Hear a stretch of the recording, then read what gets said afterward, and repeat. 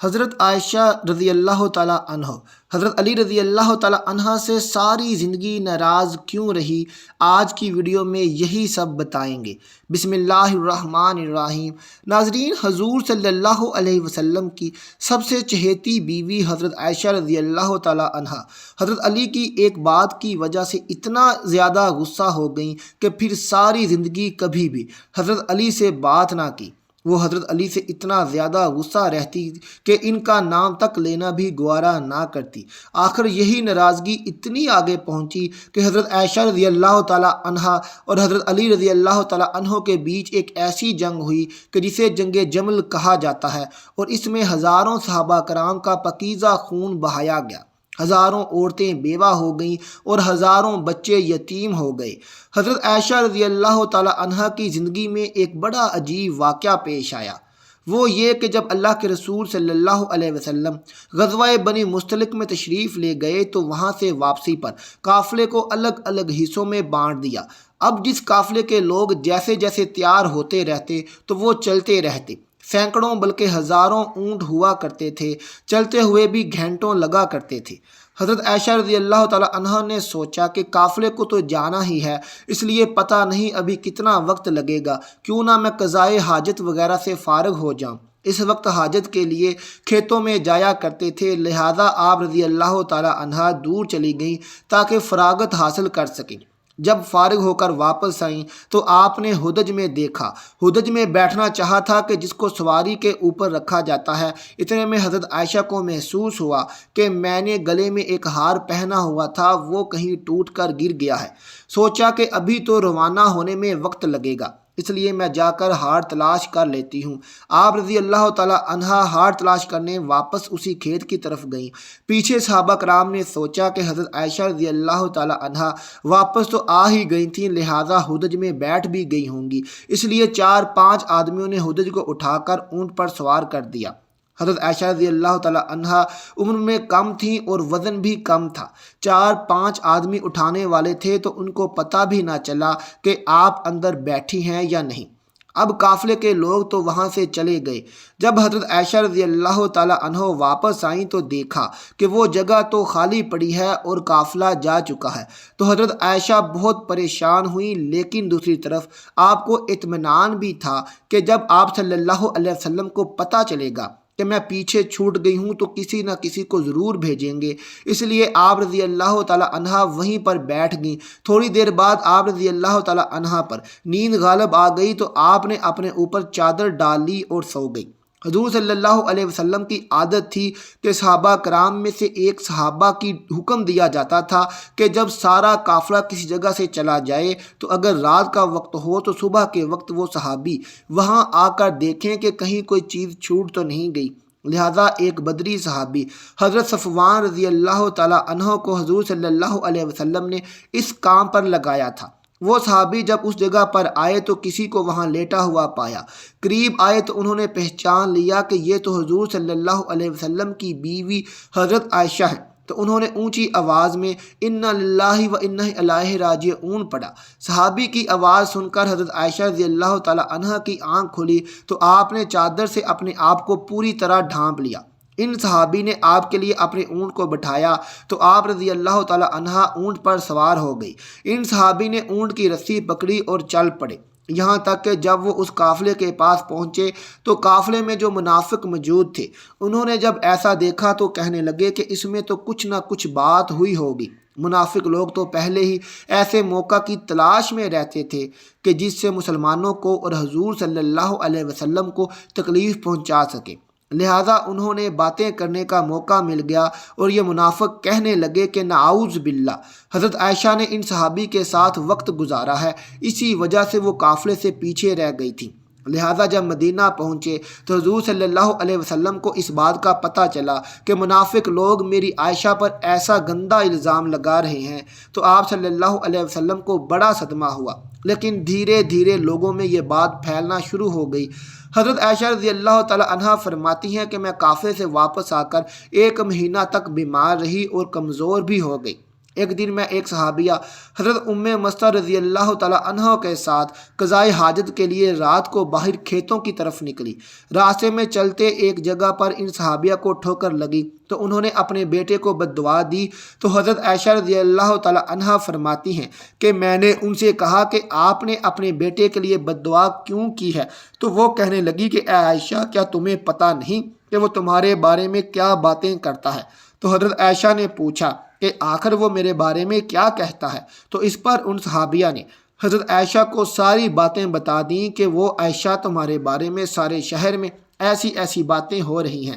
حضرت عائشہ رضی اللہ تعالی عنہ فرماتی ہیں کہ جب میں نے یہ سنا تو میرے دل پر بہت بڑا صدمہ لگا اور جلدی سے گھر واپس آ کر حضور صلی اللہ علیہ وسلم کا انتظار کرنے لگی۔ جب آپ صلی اللہ علیہ وسلم مسجد سے واپس تشریف لائے تو میں آپ کے سامنے آئی اور سلام کیا۔ آپ نے سلام کا جواب دیا لیکن چہرہ دوسری طرف پھیر لیا۔ میں دوسری طرف سے آئی مگر حضور صلی اللہ علیہ وسلم نے اپنی نگاہیں دوسری طرف کر لیں۔ آپ کی خاموش نگاہوں نے مجھے بہت ساری باتیں سکھا دی تھیں کہ اس وقت آپ صلی اللہ علیہ وسلم کی طبیعت پر بوجھ ہے اور آپ مجھ سے کوئی بات نہیں کرنا چاہتے۔ میں نے سوچا کہ چلو میں اپنے ماں باپ کے گھر چلی جاتی ہوں تاکہ صحیح حالات کا پتہ چل سکے کہ آخر میرے بارے میں کیسی کیسی باتیں کی جا رہی ہیں۔ تو میں نے گھر جانے کی اجازت چاہی تو آپ صلی اللہ علیہ وسلم نے اشارے سے فرما دیا کہ ہاں چلی جاؤ۔ حضرت عائشہ رضی اللہ تعالی عنہا فرماتی ہیں کہ جب میں گھر پہنچی تو میری امی نے دروازہ کھولا۔ میں نے دیکھا کہ میری امی کی آنکھیں رو رو کر لال ہو چکی ہیں، پریشان چہرے کے ساتھ وہ میرے سامنے کھڑی ہیں۔ میں نے پوچھا کہ امی کیا ہوا، لیکن وہ بالکل خاموش رہیں، مجھے کوئی جواب نہ دیا اور ان کی آنکھوں سے آنسو ٹپکنا شروع ہو گئے۔ میں نے پوچھا امی میرے ابو کدھر ہیں؟ تو انہوں نے چارپائی کی طرف اشارہ کر دیا۔ میں نے دیکھا کہ میرے ابو حضرت ابو بکر صدیق رضی اللہ تعالی عنہ چارپائی پر بیٹھے قرآن پڑھ رہے ہیں، ایک ایک آیت پر ان کی آنکھوں سے آنسو برابر گرتے جا رہے تھے۔ حضرت عائشہ فرماتی ہیں کہ جب میں نے گھر میں بھی ایسا غم کا ماحول دیکھا تو میری طبیعت اور زیادہ پریشان ہو گئی۔ میں نے سوچا کہ اب میں کیا کروں کہ جن پر مجھے بھروسہ تھا، جو میری زندگی کے رکھوالے تھے، وہ بھی آج مجھ سے ناراض ہیں، ماں باپ بھی آج مجھ سے جدا ہیں، میں آج کہاں جاؤں گی؟ دل میں خیال آیا کہ کیوں نہ میں اپنے اللہ کی طرف متوجہ ہو جاؤں۔ اس لیے حضرت عائشہ رضی اللہ تعالی عنہا فرماتی ہیں کہ میں نے وضو کیا اور گھر کے ایک کونے کی طرف جانے لگی تو امی نے پوچھا کہ اے عائشہ کدھر جا رہی ہو؟ کیونکہ ان کو ڈر لگ رہا تھا کہ میری بیٹی پریشان ہے، ایسا نہ ہو کہ کوئی بڑا فیصلہ کر کے خود کو ہلاک نہ کر لے۔ تو فرماتی ہیں کہ میں نے امی کو کہا کہ اے امی میں اپنے رب کے حضور دعائیں کرنے جا رہی ہوں۔ حضرت عائشہ رضی اللہ تعالی عنہا فرماتی ہیں کہ میں نے مصلی بچھایا اور سجدے میں سر رکھ کر دعائیں مانگنی شروع کر دیں کہ اے پروردگار، اے فریادوں کی فریاد سننے والے رب، تیرے مقبول بندوں پر جب بھی کوئی ایسا وقت آیا تو اے اللہ تو نے ہی ان کی مدد فرمائی۔ اے اللہ، یوسف علیہ السلام پر الزام لگایا گیا تھا تو آپ نے ایک بچے سے گواہی دلوا کر انہیں بچایا۔ اے اللہ، حضرت مریم پر الزام لگایا گیا تھا تو آپ نے ان کے ہی شیرخوار بچے سے پاک دامنی کی گواہی دلوائی۔ اے اللہ، آج تیرے محبوب کی عائشہ تیرے دروازے پر حاضر ہے اور فریاد کرتی ہے کہ مجھ پر بھی تہمت لگی ہے۔ اے اللہ، تو اپنی بندی کی مدد فرما۔ میرے شوہر نے بھی اس وقت میرا ساتھ چھوڑ دیا ہے، اب آپ کے علاوہ میرا کوئی سہارا نہیں جو اس کمزور کو تسلی دے سکے۔ اے اللہ، میری مدد فرما۔ حضرت عائشہ رضی اللہ تعالی عنہا رو رو کر دعائیں کر رہی تھیں، ادھر دعائیں مانگی جا رہی تھیں تو ادھر حضور صلی اللہ علیہ وسلم نے مسجد نبوی میں ایک مجلس مشاورت قائم کی ہوئی تھی، جس میں حضرت عائشہ رضی اللہ تعالی عنہا کے والد حضرت ابو بکر رضی اللہ تعالی عنہ کے علاوہ باقی سارے بڑے بڑے صحابہ کرام موجود تھے۔ حضور صلی اللہ علیہ وسلم سب کے بیچ غم زدہ بیٹھے ہوئے تھے۔ صحابہ کرام کے چہروں پر بھی اداسی تھی کیونکہ وہ اپنے محبوب صلی اللہ علیہ وسلم کے چہرے کو غم زدہ دیکھ رہے تھے کہ جس کی وجہ سے صحابہ کرام کی بھی طبیعت کچھ عجیب سی بن چکی تھی، اس لیے صحابہ کرام پر سسکیاں لے لے کر رو رہے تھے۔ حضور صلی اللہ علیہ وسلم نے صحابہ کرام سے پوچھا اس معاملے میں تم مجھے کیا مشورہ دیتے ہو؟ تو سب سے پہلے حضرت عمر نے آگے بڑھ کر کہا کہ اللہ کے رسول، اللہ تعالیٰ نے آپ کو اتنی عزت اور شرافت بخشی ہے کہ آپ کے بدن پر کسی گندی مکھی کو بھی بیٹھنے کی اجازت نہیں، تو جب اللہ نے آپ کو اتنا پاکیزہ بنایا ہے تو آپ کے جیون ساتھی ایسے کیسے ہو سکتی ہے؟ جس کے اندر گناہوں کی گندگی ہو، اس لیے مجھے تو یہ بات بالکل جھوٹ نظر آتی ہے۔ اس کے بعد حضور صلی اللہ علیہ وسلم نے حضرت عثمان رضی اللہ تعالیٰ عنہ سے پوچھا کہ اے عثمان تم کیا کہتے ہو؟ تو حضرت عثمان رضی اللہ تعالیٰ عنہ نے اس وقت نبوت کی صحبت کا حق ادا کر دیا۔ انہوں نے عرض کیا کہ اے اللہ کے رسول، اللہ تعالیٰ نے آپ کو ایسا بنایا ہے کہ بادل آپ کے سر پر سایہ کیے رہتے ہیں، آپ کا سایہ زمین پر نہیں پڑتا کہ ایسا نہ ہو کہ کسی کا قدم آپ کے سائے پر چڑھ جائے۔ جب اللہ تعالیٰ نے آپ کے ادب کا اتنا لحاظ فرمایا کہ کسی کے قدم آپ کے سائے پر نہیں پڑ سکتے، تو یہ کیسے ممکن ہو سکتا ہے کہ کسی کو آپ کی پاکیزہ بیوی پر قابو حاصل ہو جائے کہ وہ ان کے ساتھ کچھ غلط کر سکے؟ لہٰذا یہ چیز تو ہمارے وہم و گمان میں بھی نہیں آ سکتی کہ اماں عائشہ کے ساتھ ایسا کچھ ہوا ہوگا۔ ان کی باتیں سن کر حضور صلی اللہ علیہ وسلم خاموش ہو گئے، لیکن تھوڑی دیر بعد حضور صلی اللہ علیہ وسلم نے حضرت علی سے پوچھا کہ اے علی تم اس معاملے میں کیا کہتے ہو؟ تو حضرت علی نے عرض کیا کہ اے اللہ کے رسول، ایک بار میں نے دیکھا کہ آپ کے جوتوں میں کچھ گندگی لگ گئی تھی، لیکن آپ صلی اللہ علیہ وسلم کو تو اس کی خبر نہیں تھی، اس لیے آپ نے جب ان جوتوں کو پہننا چاہا تو اللہ نے حضرت جبرائیل کو بھیج کر آپ کو اطلاع فرما دی کہ آپ کے جوتوں میں کچھ گندگی لگی ہوئی ہے۔ تو اے اللہ کے رسول صلی اللہ علیہ وسلم، جب جوتوں پر گندگی لگی ہوئی تھی تو آپ کو بتا دیا گیا تھا، تو اگر آپ کے گھر والوں کے ساتھ کوئی ایسا معاملہ ہوتا تو آپ کو کیوں نہ بتایا جاتا؟ اس لیے مجھے یہ بات کچھ ٹھیک نظر نہیں آتی۔ حضور صلی اللہ علیہ وسلم پھر سے خاموش ہو گئے۔ حضور صلی اللہ علیہ وسلم کی اداسی دیکھ کر حضرت علی رضی اللہ تعالیٰ عنہ دوبارہ کہنے لگے کہ اے اللہ کے رسول، اگر آپ کی طبیعت بہت زیادہ غمزدہ ہے تو آپ چاہیں تو عائشہ کو طلاق دے دیں، آپ کے لیے بیویوں کی کون سی کمی ہے؟ اللہ تعالیٰ آپ کو کوئی اور جیون ساتھی عطا فرما دیں گے۔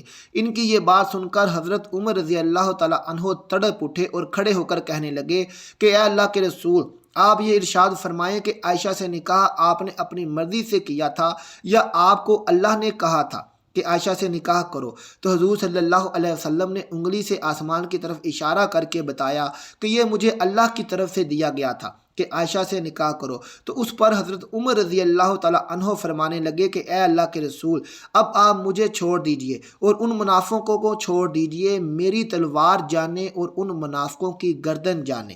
وہ اللہ کی پسندیدہ عورت کے بارے میں ایسی باتیں کر رہے ہیں، میں ان سبھی کی گردنیں اڑا دوں گا۔ حضور صلی اللہ علیہ وسلم نے اس وقت حضرت عمر کو محبت کی نگاہوں سے دیکھ کر حضرت عمر کے غصے کو ٹھنڈا کیا، دل سے گویا کہ اللہ کے رسول حضرت عمر سے کہہ رہے ہوں کہ اے عمر، اللہ تیرا نگہبان ہو، تو نے میرے غم کو ہلکا کر دیا۔ حضرت عمر کی یہ بات سن کر حضور صلی اللہ علیہ وسلم کی طبیعت کو اطمینان آ گیا اور پھر آپ صلی اللہ علیہ وسلم مجلس سے اٹھ کر گھر چلے گئے۔ تھوڑی دیر بعد حضور صلی اللہ علیہ وسلم حضرت ابو بکر رضی اللہ تعالیٰ عنہ کے گھر گئے تاکہ معلوم کریں کہ میری عائشہ کس حال میں ہے، کیونکہ حضور صلی اللہ علیہ وسلم حضرت عائشہ سے بے پناہ محبت کرتے تھے۔ اس لیے گھر پہنچ کر آپ نے دروازہ کھٹکھٹایا تو حضرت عائشہ کی امی نے دروازہ کھولا۔